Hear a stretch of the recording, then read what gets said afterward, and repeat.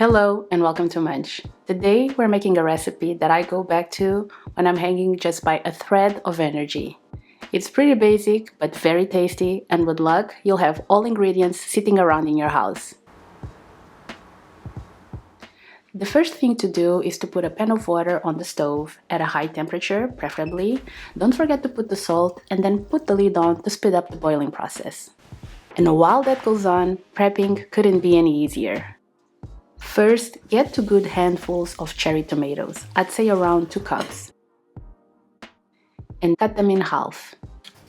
I usually go for cherry tomatoes when I make this recipe, but if you don't have any cherry tomatoes around your house, that's perfectly fine. You can use any tomatoes you have, as long as you make sure that they're ripe, because ripe tomatoes make for a better sauce. Then, chop up 2 garlic cloves, or you can use about 1 teaspoon of ready-to-use chopped garlic, which is something that I do all the time for practicality reasons. And prepping is done! As soon as the water starts boiling, you can add the pasta. I usually go for spaghetti, but any type of pasta works with this recipe. And you just have to pay attention to the brand's instructions as far as the cooking goes. I usually cook for the recommended time minus 1 minute because this pasta will continue to cook at the end, as you'll see a few minutes ahead. Now, this is a little hack I like to use whenever I'm cooking any form of long pasta like spaghetti or linguine, and I use the kitchen tongue to push and pull the pasta into the water to make sure that everything cooks as consistently as possible. And while the pasta cooks, start by heating about 2 tablespoons of olive oil at a medium-high temperature, and then saute the garlic for about 30 seconds to 1 minute. Add the tomatoes and stir for a little bit, and then add about 1/4 cup of water and put the lid on. This will accelerate the tomatoes' softening process. After about a minute or so, remove the lid and then add about 1 tablespoon of tomato paste or tomato pulp.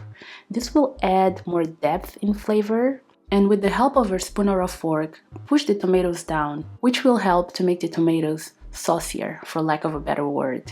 Season with salt and pepper and give it that good stir. And this would be a good point to add 1/2 cup of cream and the same measure of Parmesan cheese. And this would also be a good point to give this video a like, and who knows, subscribe to the channel. I would forever be grateful. Don't be scared to add some water if you feel that the sauce is a little too thick for your liking, and you can use the pasta water for this. Once the pasta is cooked, lower the temperature of the sauce and then strain the pasta water and transfer the pasta into the saucepan.